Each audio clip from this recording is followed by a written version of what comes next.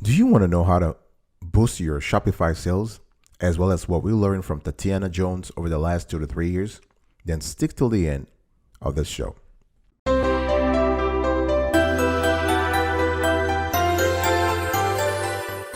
Welcome back, folks, to another edition of Sweetie Kiwi. How are you doing today? I hope you are doing fantastic. If you were to ask me, I'm doing marvelous. If you are doing as great as I am, go grab a cup of coffee or tea or vodka and let's roll. Today I want to talk to you about what we learned over the last 2 or 3 years from Tatiana Jones. She is fantastic. She is a great expert, especially when it comes to Shopify. And we have tested and loved some of the tens of Shopify tips she has shared with her audience in the last few years. And today we are going to summarize those tips for you. We have actually also conducted our own research. We have reached out to other e-commerce experts, and we are just giving you a great bundle of tips and tactics you can try to diagnose and boost your store right now. Let's get right into it. So the thing you have to understand is that you have to navigate your store like a new customer. So if you want to boost Shopify sales, you have to put yourself in the customer's shoes. So your website will not be the first experience your potential customers have with online shopping. So much in the way you expect the fitting rooms in a brick and mortar clothing store to be located at the back of the shop, there are certain conventions that users have come to expect from a website. While some may seem obvious, a misstep can easily result in lost sales. You have to first think, is your main navigation menu easy to use? In most cases, users find their way from your homepage to your product page to your checkout by using your navigation menus, right? So these are typically found at the top. I'm talking here the header navigation, and bottom when it comes to the footer navigation of your website. You want to look at examples from large online retailers like Kylie Cosmetics or Bailey Nelson, and you will quickly spot the common elements that customers are used to. So header navigation menus often feature a shop button, which usually either leads to a collection page featuring all of the brand's products, or a drop-down menu to sort products into further categories like sweaters, t-shirts, sneakers, and shorts. So depending on your business, you can also include links to other pages customers might want to visit before making a purchase, such as About Us. This is for customers who want to learn more about your business or your founder's story. Contact Us, so customers can reach out to you with any questions or concerns they have. FAQ, the frequently asked question. So to answer some of the most common questions that customers have about your products. Shipping is kind of important, especially if you do online, you are in the e-commerce business. Shipping, so customers know how much they will have to pay on top of the price of their purchase. And size guide, it's kind of cool too, especially if you sell to a global market. You want to help shoppers confidently order the right size and reduce returns for yourself. Now, the thing here is you also want to ask yourself, can you move any non-essential pages to the footer navigations? So even though it's tucked away at the bottom of your website, visitors frequently consult the footer navigation to find out more info about the company. So footer navigation menus are another best practice for online stores. So the links found there are different than those found in your header. So links to secondary information like your returns and exchange policy, customer reviews, privacy, and terms of and conditions all belong in the footer of your website and not the header. And Tatiana James she has done a great job explaining this sort of difference between footer and header navigation in the many videos she has posted on the internet.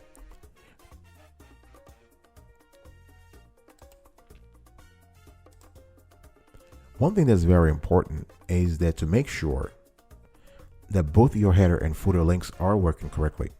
This is critical. Test each one of them to make sure the title matches the page it links to. A broken or incorrect link is an easily fixed mistake that could hurt your sales. Be honest about your homepage. If you want to boost you want to diagnose and fix your website, you want to also pay attention to your homepage. That's kind of important. Your store's homepage is like the display window of a physical store.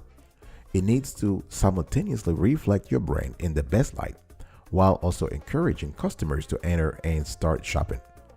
So depending upon the theme you choose, this will play a big role. So if you have a Shopify theme, for example, this will play a big role in the look and feel of your store. There are many other factors you need to consider as well. Ask yourself, does your visual brand look professional? Because your brand is on display on your website homepage. Everything from the font you chose to your color palette, this is used by shoppers to understand who you are as a company and whether they should become your customer.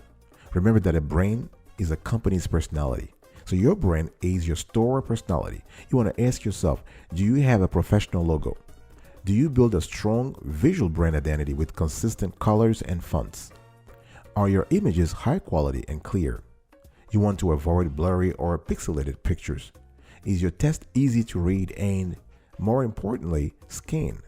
So luckily, piecing together these visual elements of a brand doesn't need to be complicated. Even if you already have a logo, you can use Hatchful. This is Shopify's free logo maker to generate a visual guideline you can apply to the rest of your website. And the great thing is that Tatiana James has talked about that also, and other experts have confirmed how important it is to have a professional logo to boost your Shopify sales. So one thing you want to do is when you go to Hatchful, you want to take the professionally chosen complementary colors of your Hatchful logo and, when in doubt, use them in your store template to create a seamless branded look that will instill trust in prospective customers. The same can be done with product photography. So your photos will be used by shoppers to judge the quality of your products, which shoppers will not be able to see in person. So you want to invest in them accordingly. So for lifestyle photos, you can shoot your own or use the free professional stock images available on Burst. Most of the images on Burst have been curated for e-commerce, so you're likely to find something that can reflect your brand. So we're showing you, for instance, on the screen right now, you have food images. You can see that the stock photos are organized in Shopify into collections on Burst according to different e-commerce markets and niches. So when it comes to creating your own high quality product photos, you want to use simple and affordable tools like a homemade photo studio. There's something called remove.bg. It's great. That can easily remove the background on your product photos if needed. And you can also use some free photo editing software. Just Google that keyword, free photo editing software, and you have a lot of great tools out there. So if your current website does not use professional and clean looking photography, it could be turning your customers away, and you don't want that. I'll be right back, but after this, don't go anywhere. Welcome back, folks, to another edition of Sweetie Kiwi. I'm having a conversation with you today around some of the top Tatiana James Shopify tips that we have learned over the last 2 to 3 years.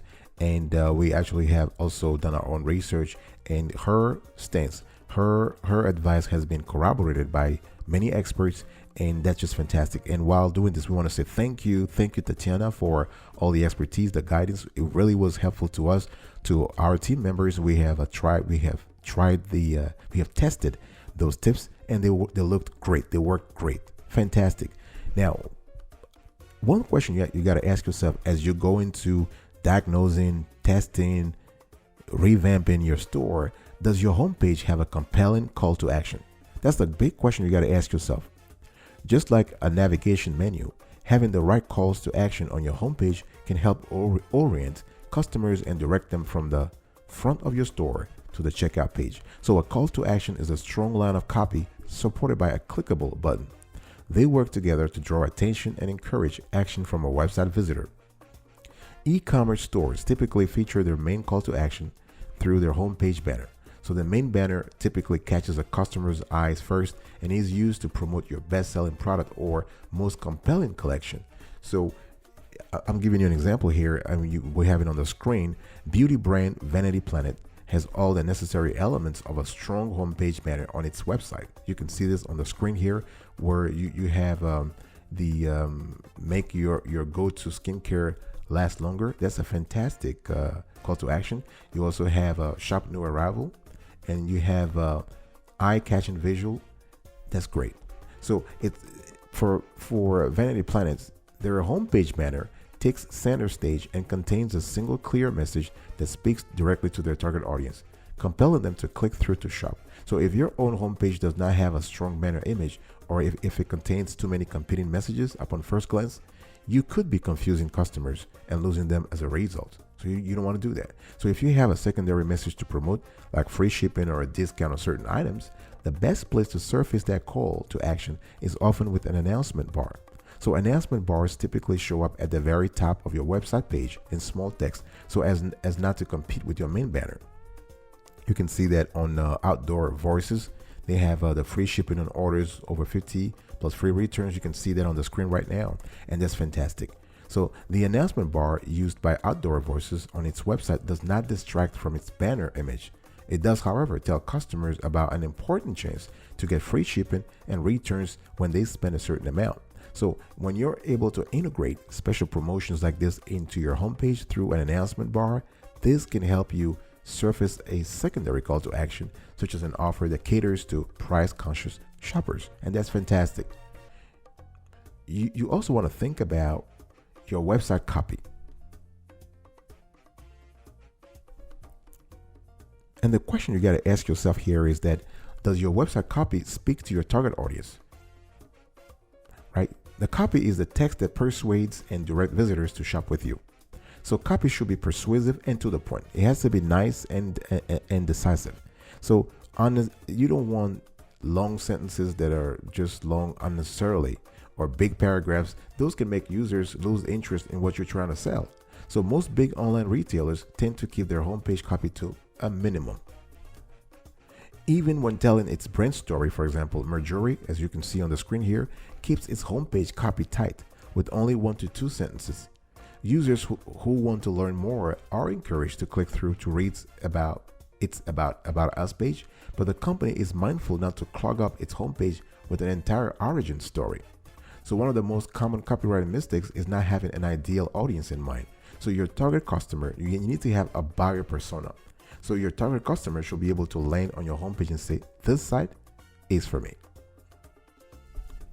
One thing you have to be aware of is that if your homepage copy tries to speak to everyone, guess what? Then it speaks to no one. Selling online is all about trust, and nothing looks as unprofessional as a glaring typo on a website homepage. So even if you have proofread your own website, it is worth borrowing a friend's fresh eyes, or even hiring a copywriter or editor from Upwork or Freelance or Fiverr, for instance, to elevate your copy. You also need to think about mobile here.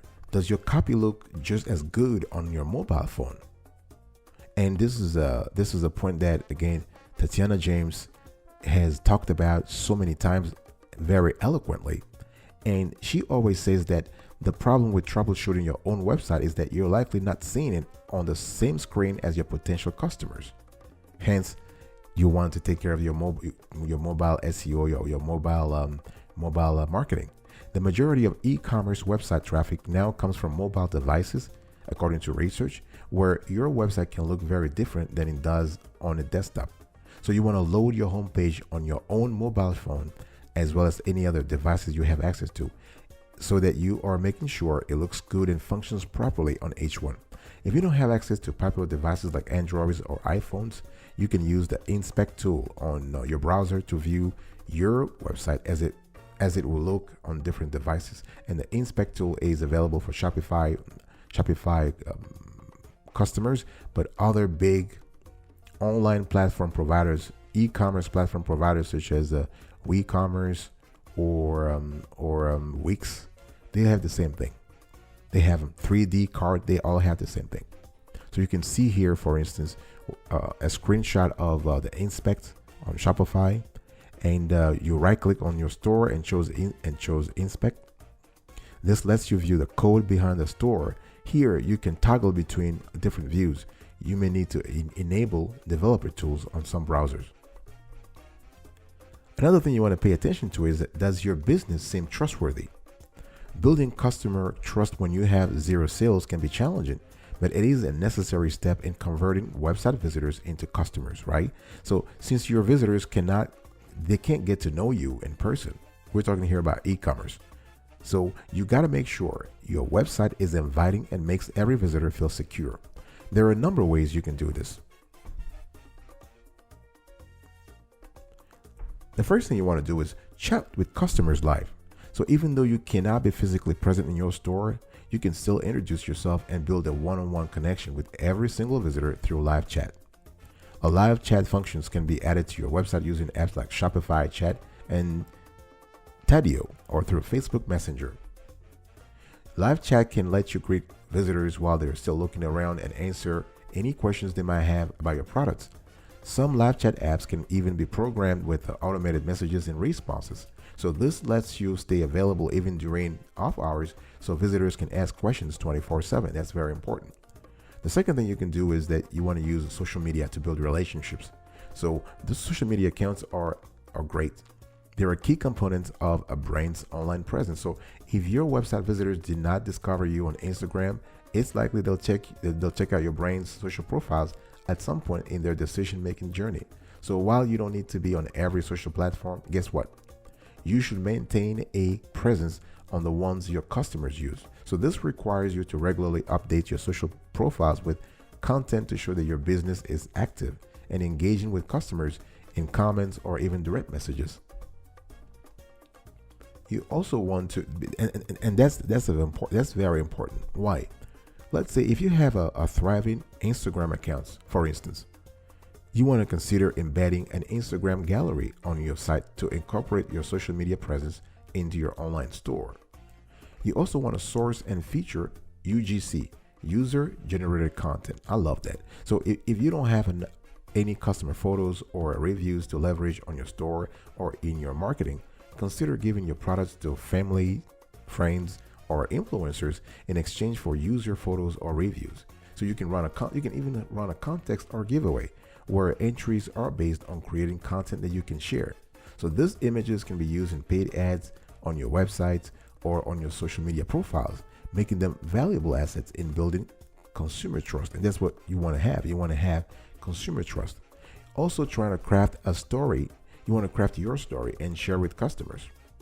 People like to buy from people, not machines, not computers. Even if your store is an online store, you want to show the humans behind the scenes. So people like to buy from people. That's one edge you have over big box retailers, if you think about it. If your brand is missing that personal element, consider incorporating your story or mission into your homepage or on an About Us page to connect with new visitors and encourage them to give you a shot. One thing you also want to do is that you want to look at your data to see where you are losing shoppers. But I'll talk about that right after this. Don't go anywhere. Welcome back, folks, to another section of the Awesome Sweetie Kiwi Show. I'm just sharing with you today what we have learned from the great Tatiana James in the last 2 to 3 years when it comes to Shopify sales. And she's done a great job explaining everything over there, over tens of videos. And we have taken her tips. We have tested her tips, and we have seen that they have been wonderful. They have been very, very compelling. We also did research and we gather intel from other industry experts.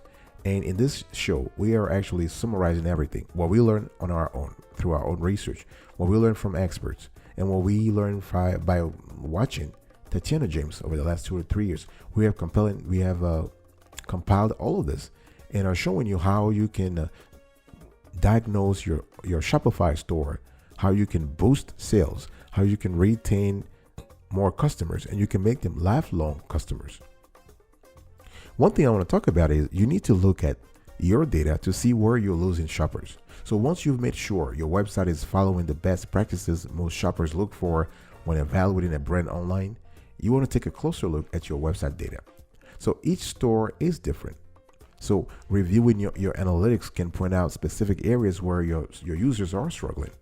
So this data can be found in your Shopify dashboard or through Google Analytics. So here we're just showing you a screenshot of a typical Shopify dashboard. You can see total sales, online store session, returning customer rate, total orders, average order value, online store conversion. So this dashboard shows important metrics like your online store conversion rate.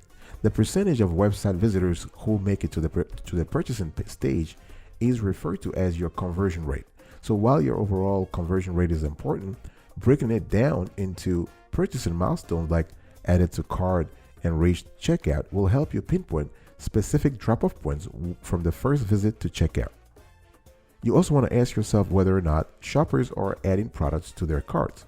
So looking at how many of your website's visitors are adding products to their cart is a great way to evaluate changes you might need to make to your store, right? Because then it kind of gives you an idea of where there might be some potential problems and fix those problems at those junctions. So you want to look at your online store conversion rate in your Shopify analytics dashboard to see how many visitors are adding your products to their cart. So we have here a nice screenshot, a typical screenshot. You have on the screen here, you have online store conversion rate. So that's 3%. It's kind of low. So you have conversion funnel. So added to cart, 27 session, reached checkout, 25 session, and sessions converted, 20 session. So that's really how it looks like on the Shopify dashboard. So if visitors are not adding products to their carts, you might want to consider doing the following: offering a variety of multiple photos to browse through, increasing the size or changing the color of your add to cart button. Color is very important. You want to make sure your add to cart button is easy to find on both the desktop and mobile versions of your site. Removing unnecessary or long product copy, pushing your add to cart button too far down the page. You want to use bullet points, bolding, and other formatting options to make your product page easier to scan. And you also want to apply other best practices that you can find on Shopify's website. So that's kind of important. The thing here is that if shoppers are abandoning their cart, you got to ask yourself why. One area where conversion rates most frequently struggle is abandoned carts. So you can see if you have any abandoned carts under abandoned checkouts in Shopify. Luckily, there are several ways to recover abandoned carts and bring users back to your website to complete their purchase. Here are some of the top ways you can reduce abandoned carts. Customize your abandoned cart email, either within Shopify or through an email marketing platform like Klaviyo. Consider adding a discount code to your abandoned cart emails to help recover lost sales and improve your conversion rate. You want to send multiple abandoned cart emails set up in an automated sequence so you are giving yourself more chances to persuade customers to complete their purchase. That's the idea here, right? Of course, don't be harassing them. It has to be sequential. Consider removing the review your cart page and have a slide out cart with a button that takes customers immediately to checkout after adding product to their cart. You can also add a buy now button to your product page using something called dynamic checkouts, which lets customers skip ahead to checkout if they are ready to purchase. So those are the few things you can do to reduce the number of abandoned carts. Another question you need to ask yourself, and again, Tatiana James has talked about this a lot, is whether or not price or payment options are stopping your customers from checking it out. So if your conversion rate is strong from product page to checkout, but you are losing people at the final point in their purchasing journey, you may need to do the following. You need to reevaluate some of your pricing and shipping costs to be more attractive to shoppers. You want to create a free shipping threshold to encourage shoppers to buy more, right? You want to provide a wider choice of shipping rates, from inexpensive standard shipping to a more costly express post. Give customers more options for paying at checkout by adding mobile payments options such as PayPal, Apple Pay, and Google Pay. You want to offer new customers a first purchase discount code through a pop-up app such as Privy that they can apply at checkout. So those will help you actually sell more. The easier you can make the checkout process, the higher your chances of increasing your conversion rate. So if customers, for example, if they make it to this final step in their shopping journey, it's up to you to make the checkout experience frictionless. You should also try to remarket to your website visitors. Remarketing is very important. It is critical to keep in mind that not all consumers are ready to make a purchase on their first visit to a store. So depending on your products and price point, their decision might require multiple trips back to your store, more time, and further consideration. Remarketing targets previous website visitors based on the actions they took, like abandoning a cart or browsing a certain product page. So this is an effective strategy to keep your brand top of mind for website visitors who are not yet ready to buy. Remarketing usually takes the form of email marketing, such as sending out a discount code to shoppers who abandon their carts, or retargeting visitors with paid ads. So it may take some setting up and some trial and error, some A/B testing, but guess what? Retargeting is a powerful form of advertising because it can dynamically show ads to visitors for the products they viewed on your website. So one of the most popular ways to retarget shoppers, if you're willing to learn how to create campaign yourselves, is with Facebook ads. You also want to pay attention to how visitors are scrolling, clicking, and searching your website. So if it is not immediately clear where customers are struggling to understand your brand or products, consider watching a few recorded sessions of actual users. And this is great because it can be done using Hotjar or Lucky Orange, two apps that create recordings of sessions on your website that you can watch as videos. I think that's fantastic. So seeing someone struggle to find what they're looking for or unable to navigate through your website is a humbling lesson on user experience, right? So Hotjar, for example, creates what they call heat maps that show you where most customers are clicking and dropping off and allow you to map out and improve their journey to checkout. So to understand where your users might be getting lost and what your own main navigation is lacking, is a great idea to enable the search function on your site. So once you have a search bar on your homepage, you can check out what your Shopify clients are doing. You can check out your Shopify reports for top online store searches. So this report will give you a glimpse into the minds of your shoppers and an idea of what they are struggling to find on your website.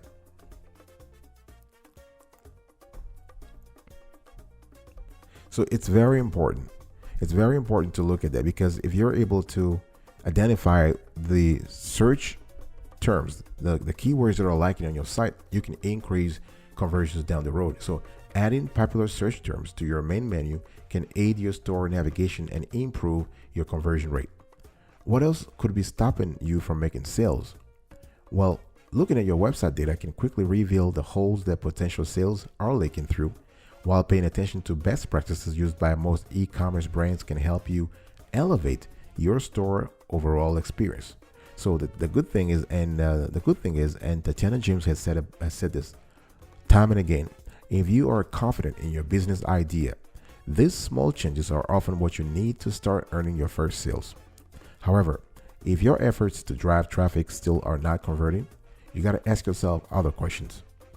Are you selling the right products to the right audience? In other words, are you in the right business? Do you know your target audience? So have you tried focusing on a niche? Because the idea here is not to sell to everybody. You want to focus on a niche. You want to focus on a small portion of the market and try to know them and be very comfortable with them, and so that they are comfortable with you. You want to interact as much as possible. Are you driving high quality traffic? Are you capturing emails to nurture into customers? And have you looked for feedback from others, such as the Shopify community or other groups? You have online e-commerce groups on Facebook, for example. So you have to keep in mind that your store will always be a work in progress. It's nothing static. It is a dynamic experience.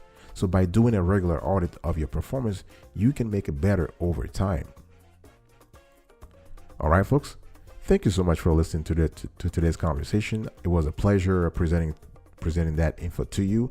And we want to thank Tatiana James for all the knowledge, all the guidance that she has given us over the years. We love that woman. She is very, very brilliant. She's an expert.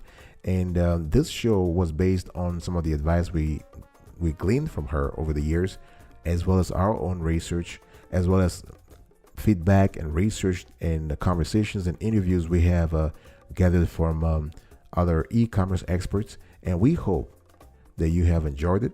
And if you did, please consider subscribing to our channel.